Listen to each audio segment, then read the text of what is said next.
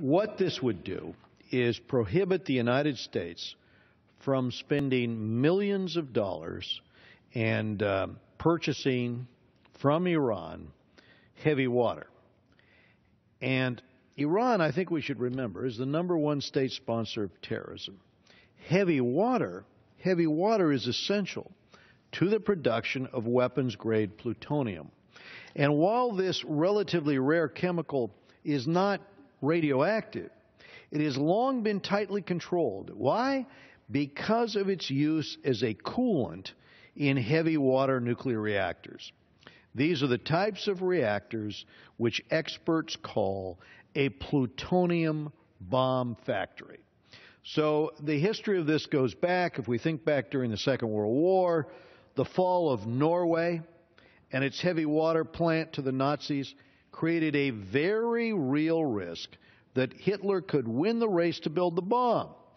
In response, at the time, the Allies launched several daring commando raids, the most daring of the war, and hundreds of bombers in what was ultimately their successful effort to prevent the Nazis from using heavy water to develop weapons-grade plutonium. That is how important this process has been in history in the race to that weapon. So you fast forward several decades, and now the Obama administration's nuclear agreement does not limit Iran's ability to produce heavy water. This is one of the agreement's many flaws, in my opinion. But instead, the deal allows Iran to possess a small amount of heavy water for its newly legitimized nuclear program and requires Iran to ship any excess heavy water that it produces out of the country.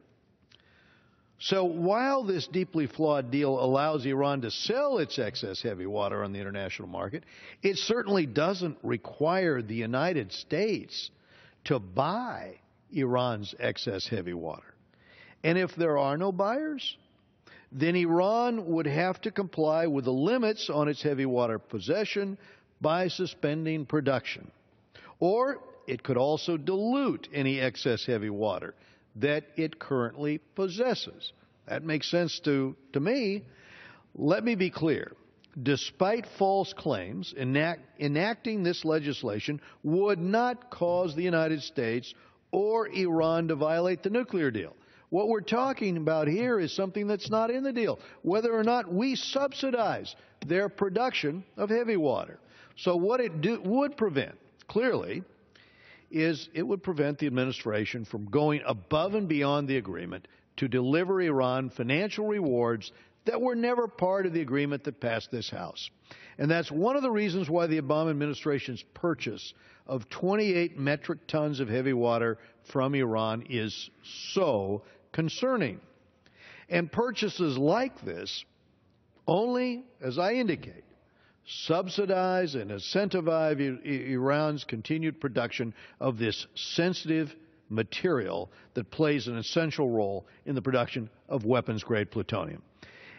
And I just want to go to the words of David Albright, which I think all of us should reflect on here.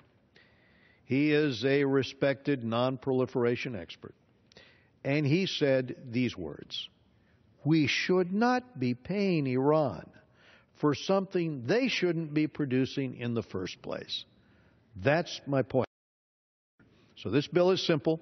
It prohibits U.S. purchases, prohibits us paying Iran for heavy water from their facility, and thus prevents U.S. tax dollars from subsidizing this rogue regime.